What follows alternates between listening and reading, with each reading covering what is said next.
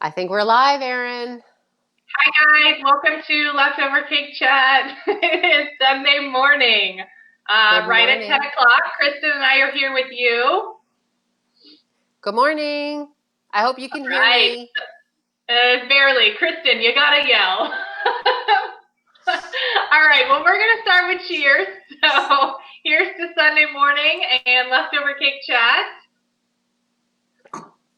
All right, guys, make sure that you are commenting and asking questions and all of that throughout the broadcast. We will answer them. I can see them on the side of the screen, and we'll be able to go from there. Cake. Kristen, what cake do you have this morning? In honor of your anniversary, happy anniversary, Erin and Enrique. 5 years. Oh my God, I Five can't years believe it. tomorrow. I know. So, in honor of you, I have chocolate cake today. Yay! Everyone knows I love chocolate cake. I have carrot cake, which happens to be Enrique's favorite. So I'll toast to you guys again. Happy 5 years. thank you. Thank you. Oh my God, this is really good carrot cake.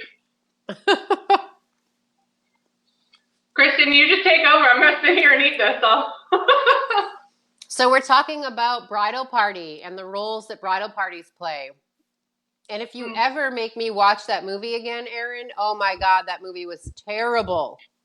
Yeah, so if you guys saw this week, I Love You Man was a movie that had its 10-year release anniversary this week. I think it was on Wednesday. So we decided to go ahead and theme our week around the movie. I don't know. I need more champagne this morning. We decided to theme our week around the movie I Love You Man because they had a 10-year anniversary this week. It's quite the interesting movie. I don't know what the reviews are. If you like the funny, stupid movies, you would absolutely love it. Not my kind of movie, but it does have some good jokes, the air guitar.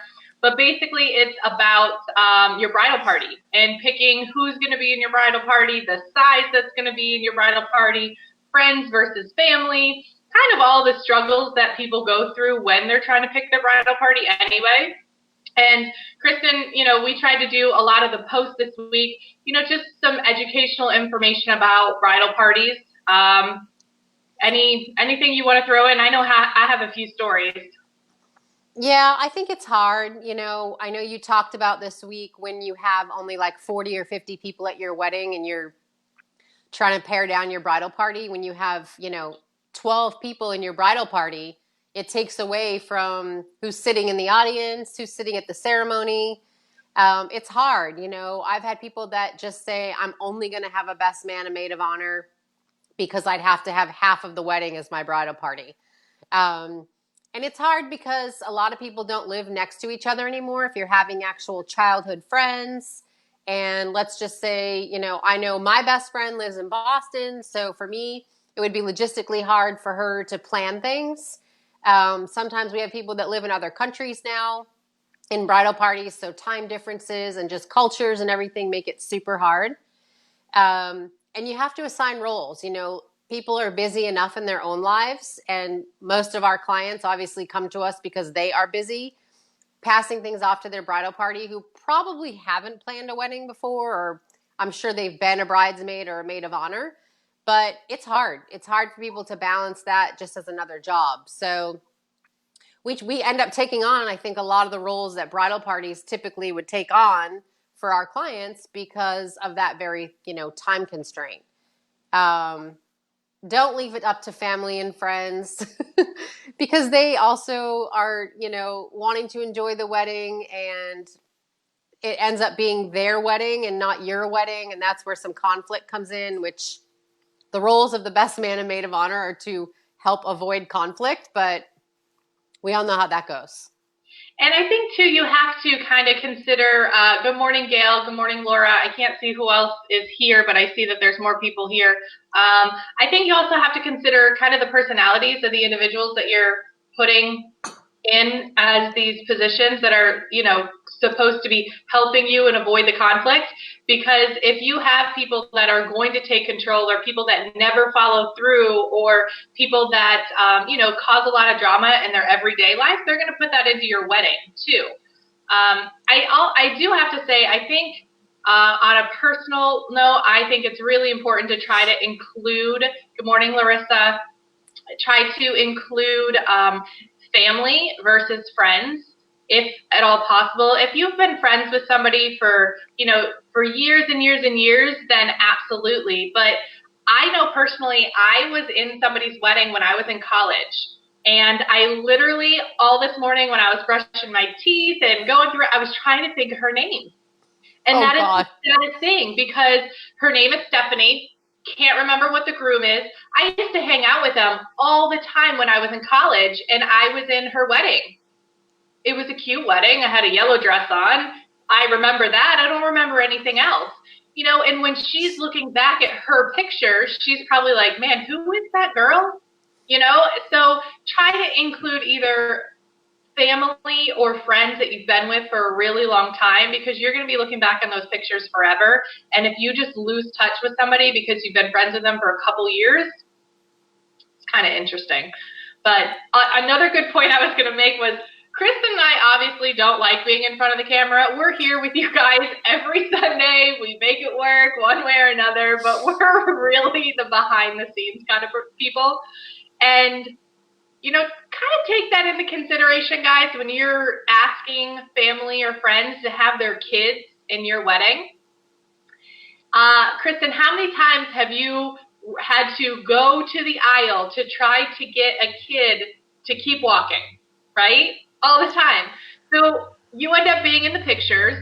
You end up trying to point somebody out. Go to this person. At least they're kind of up the aisle. Take into personalities into consideration when you're doing that, guys. Children, you just don't know what's going to happen. But if they're a single, if they're the only child, if they don't go to daycare or group camps or things like that, you don't have a big family, they're not really socialized. So that when they get in front of all these people that are staring down the aisle at them, they freeze, they start crying, they throw a fit, or they run away. It's going to happen. Even kids that come from a big family that are around people all the time, they're super social, life of the party normally, but everybody's staring at them. They've never been in that situation before. So especially the younger kids, I've even seen, Kristen, and I'm sure you have too, 7, 8-year-olds get super nervous before they have to walk down the aisle. It's funny especially when they're supposed to actually toss petals, the little ones, they end up dumping the basket at the start because they're so nervous and they're not quite sure. And, we try to incorporate it that they go through a rehearsal, but kids, they're going to be kids. I always say that if you want it, if it's important to you, obviously, if there are kids in your family and it's important to you, they are cute, but you just have to understand it's one of the things, like the weather, we can't control. They're going to do what they're going to do, and you just have to kind of make the best of it and roll with it. I've coerced a lot of kids with candy. Doesn't work. Hey guys, we will bribe anybody with anything so that we don't have to be in your pictures. we do it. Especially during the ceremony. I think something else I wanted to bring up was, when people start talking about their wedding, they first get engaged, a lot of times people will be talking to friends, coworkers, family members, and they'll be like, oh yeah, we're going to pick our bridal party, or just casually mention, well, yeah, you can do that. Guys, before you actually have a plan, don't say anything like that to anybody. It will cause people to be upset because if plans change, so-and-so had to be involved, and then this, that. Weddings can get political, just like anything else can with family. So don't mention things.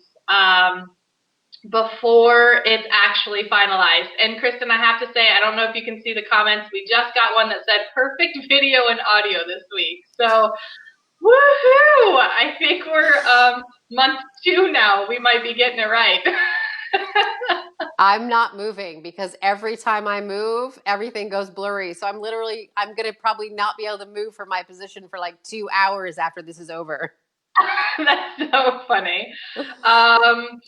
Anything else about picking the bridal party? Guys, we're going to have a blog that we'll put up later about this. It'll be at swivelgroupevents.com/leftovercakechat. We'll share it on the Facebook page as well. But does anybody have any questions right now about the bridal party? We did have some questions that came in last week that we want to go ahead and answer. Some other things that we want to talk about. Kristen, anything else you want to add about it that might not be in our blog or something?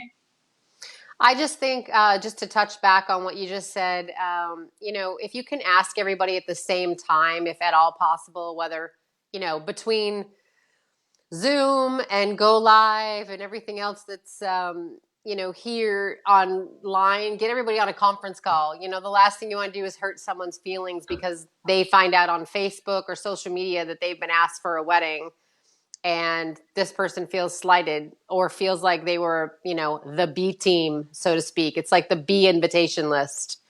Just try to ask everybody at the same time. And also remember too, guys, somebody might say no, they can't do it. So do expect that. Good morning, Andy. Do expect that somebody may say no. Not everyone can, based on jobs, family, what's going on in their personal life.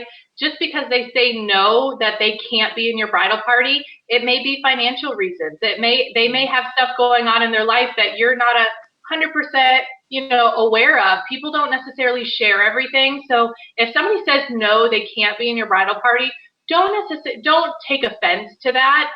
They have something going on that they can't.